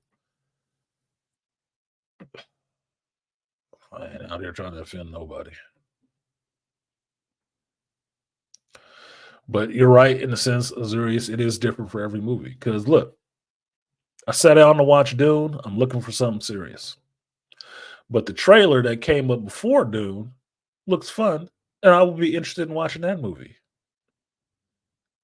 And when I watch it, yeah, I'll expect to see a little bit of character development on where this person comes from and who he is. But you know what that movie was? Fucking Garfield. Garfield. When he met John and Odie and who his daddy is. And somehow Garfield's voice, disappointingly, is not voiced by Bill Murray. He's voiced by Chris Pratt. And his daddy, who I've never actually seen before, Garfield's father, is played by Samuel L. Jackson. I'm like, what? Fuck it. I'll watch it. I like Garfield. The fuck? I'll watch it. Who gives a shit? I will pay money to go watch Garfield and sit there and eat my popcorn and enjoy that shit. It's just is what it is. What up, Rainfire? Just give me the light and the fire grows. Plot, hero's journey, action, good CG/graphics, and some jokes, unless it's a serious movie. I can take a joke in a serious movie. I can take a serious line in a joking movie. It's how it works together. Because in normal human interaction, you will get inappropriate jokes.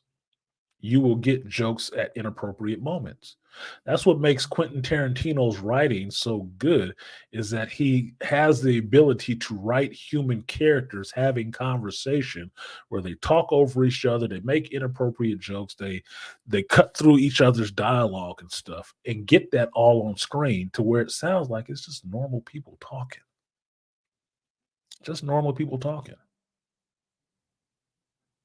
Like, one of his biggest critiques is that a lot of his Caucasian characters say the word nigga all the time, right? That's one of the biggest critiques against him, right?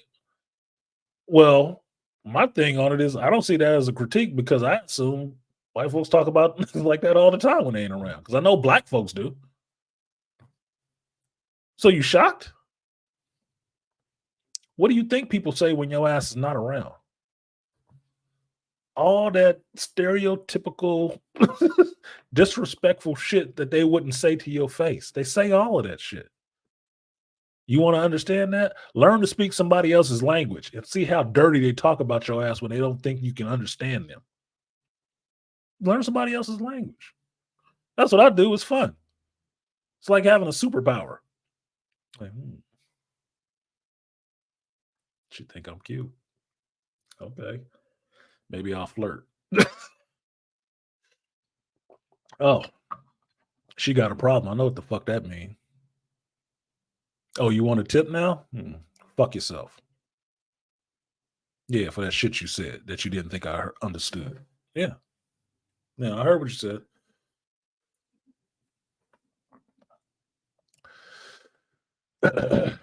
Uncle Chucky said leg warmers. Yep, leg warmers. I miss leg warmers.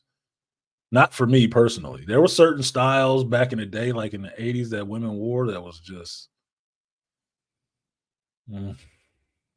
like, it'll sound weird as shit, but this is some 90s shit for y'all who didn't live through the 90s, who just popped out of somebody's vagina in the 90s. There was a time in the early 90s, like 90, 91, not even that, 90, 91, 89,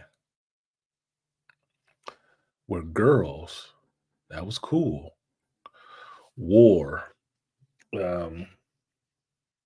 jean overalls,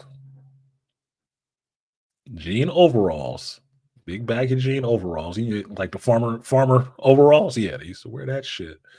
The fucking belts with the buckle on it with their name or some shit on it. And boots. That shit was hot as hell to me, especially if she had some big tatas up top because it wouldn't be a full shirt. They'd maybe have a half shirt or some shit.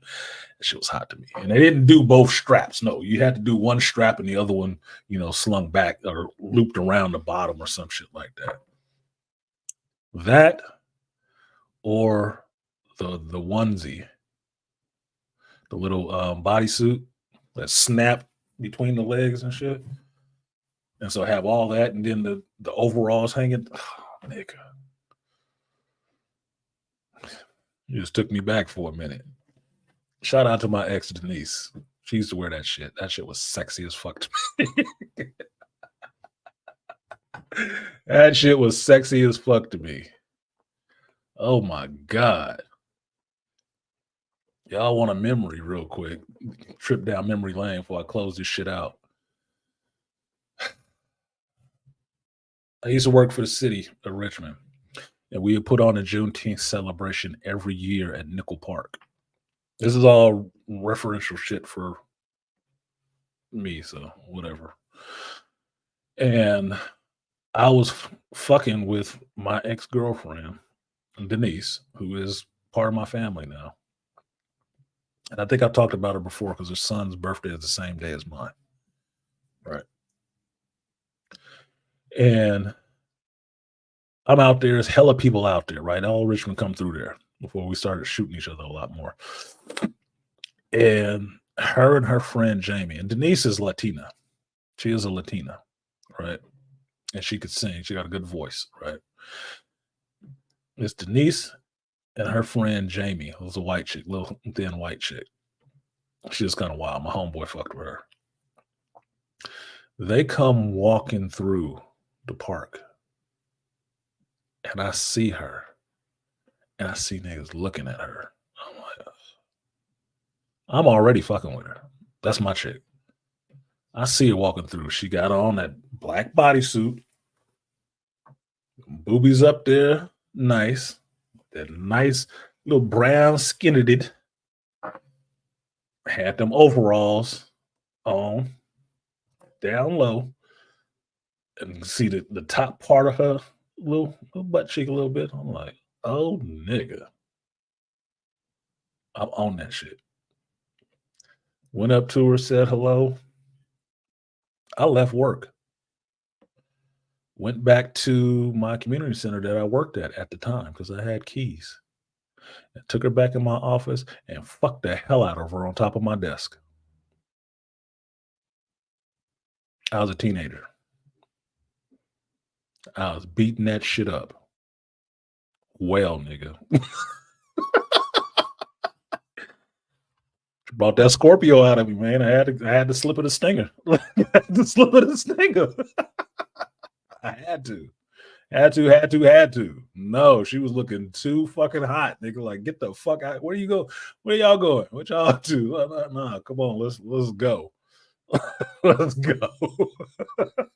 Fuck out of here.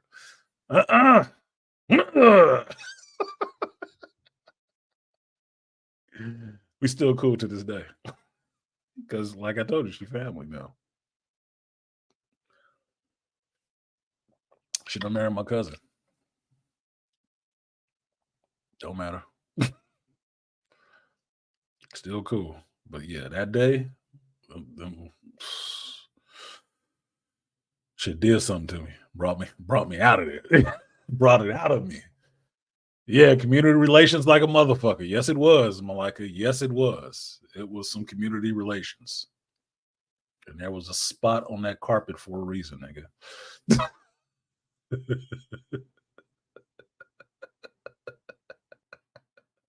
She was hot though. She was fucking hot, man.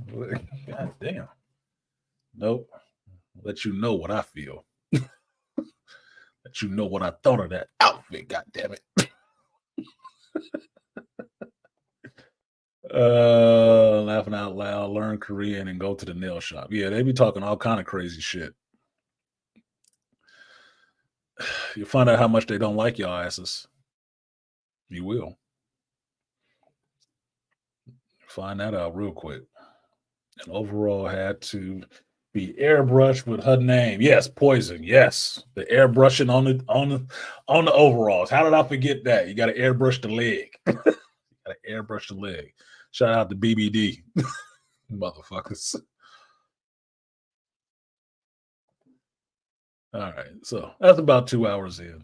I think y'all put in all you were going to put in on donate to the stream and this conversation about Dune 2. Definitely go see the movie. Definitely go see the movie. I'm just saying it not because I give a damn about you paying Warner Brothers. They don't pay me for this shit at all. I'm just saying go see it because it was a good movie. And I would like people to have a good experience going to the movies as opposed to what people who actually review movies for channels and stuff have to do, which is sit through shitty ones and let you know how shitty it was when you watched it. Because make no mistake about it, shout out to Aquateki for supporting the Whiskey Sedation Fund for me to watch the fucking Bad Batch, because that bitch is coming on Tuesday and I'm going to have to watch it again. And I would rather watch that shit with the good memory of Dune in my mind than the bad memory of episode 4 of Bad Batch in my mind. So yeah, the ducks will come out. If it's really terrible, the ducks will come out. So with that, I thank you guys for coming through today. I told you I was going to keep it short, 2 and out. I'm going to try to keep y'all not all day.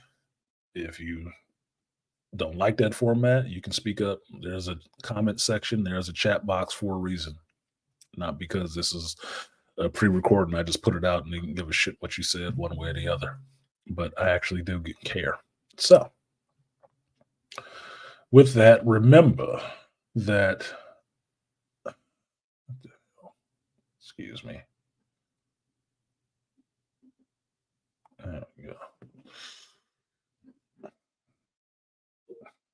There we go. With that, let it be known that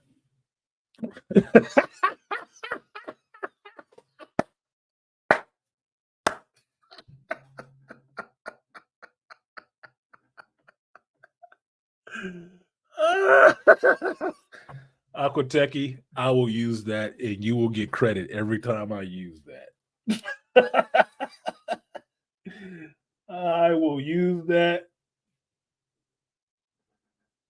I will use that.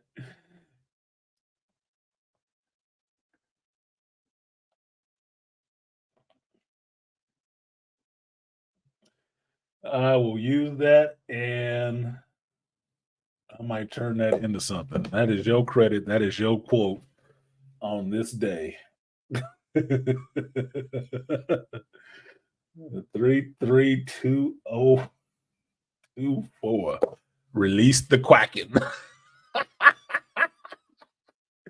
Look, I ran out of time doing the last video, so I didn't put the quacks back in it. So I didn't drop in as many F bombs as I did in the last one that really had me pissed off. I think I missed that shit. I really didn't. But y'all missed the ducks. I'll put the ducks back in it because I told you before one of my favorite curse words is the F word because you can use it in so many ways. And I like words. I do. I know a lot of words. Even when I'm cussing, I do know a lot of words. It just depends on the setting. And I don't use words that I don't feel are necessary in certain areas. And complaining about that, I didn't need to use a big vocabulary for that. It didn't deserve it. It didn't deserve that vocabulary. No, it didn't. It deserved exactly what it got. Profanity. Profanity laden review. Because you can see, if you watch that review, for number 4, how disgusted I was and how short that review was because I was so damn disgusted. Fuck them. Yeah. Shout out to Rainfire Designs. It says, I might go again just to take some of my friends who know nothing about Dune, but some of the outtakes got me. Some of the outtakes got you? Yeah, you showed up late, man. Throw it in the comment section what got you, because you know I'll respond. I respond to everything in the comment section unless you're talking some bullshit. Unless I feel like it that day. If you're talking some bullshit, if I feel like fucking around, yeah, I'll engage you just to see what your point of view is and if you really just want to just be trying to shit on something. But I don't have a problem talking to people I disagree with. I don't. That's where the learning starts. Learning does not happen in an echo chamber. It happens when people ask questions against what you're saying. So, appreciate your Rainfire. I will give you, before we get out of here, before we roll by I will give you that 3B salute. Appreciate your Rainfire.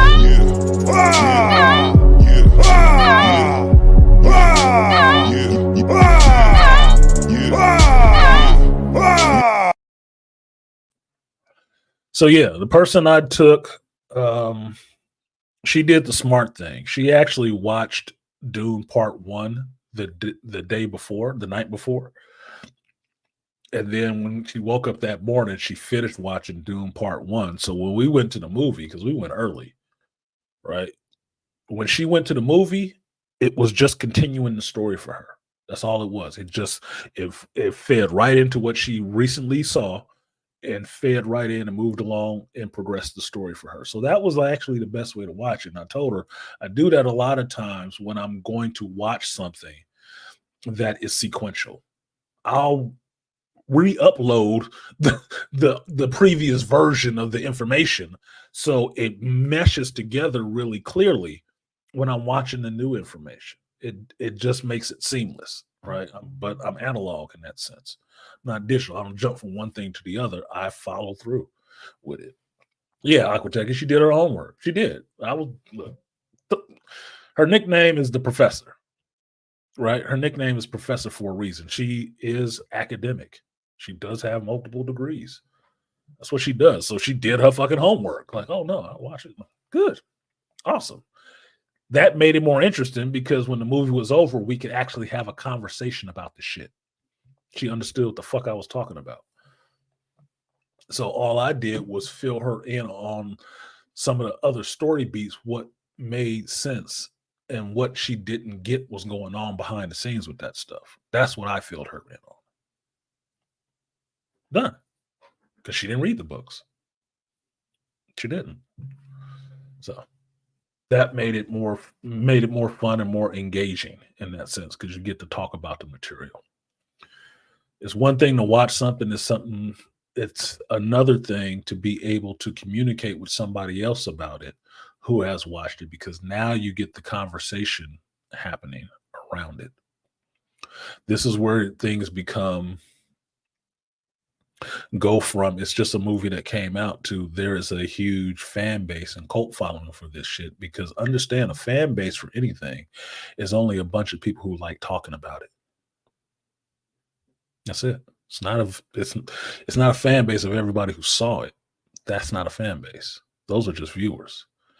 The fan base is the people who talk about it, dissect that information, and condense it in a sense and try to go for that deeper understanding of all of it. That's why I'm looking at Magic the Gathering with Warhammer 40K. That is a whole separate consciousness I have to get into to learn about Warhammer 40K because there are people who know that shit backwards and forwards. Backwards and forwards, know the different races, different species, the history of the game, all of that shit that I do not know. And because it's come into a game that I actually know the rest of that stuff on, which is Magic the Gathering, I have to get versed on it. So I know what the fuck these people are talking about. And I actually need to know what it is, who these different races and stuff like that are. So I understand if I'm building a deck from these cards, which ones I want to play, which works for my mind state. What it means for somebody else to play these. I need to learn that. I have to do my homework because learning is a lifelong process, whatever you want to know how to do. So when I sit down later today and I'm sitting there going through my learn to play guitar book and I'm playing the guitar, learning to play the guitar that I got, I will be learning. If I ever pick up Duolingo again, I'll be learning that language again. But learning is something that you do for yourself always. That is part of my hero's journey. And I thank you for being part of my hero's journey today. So, like, share, and subscribe. Click the bell icon so you can get alerted when I go live. And I will see you all next time. Peace.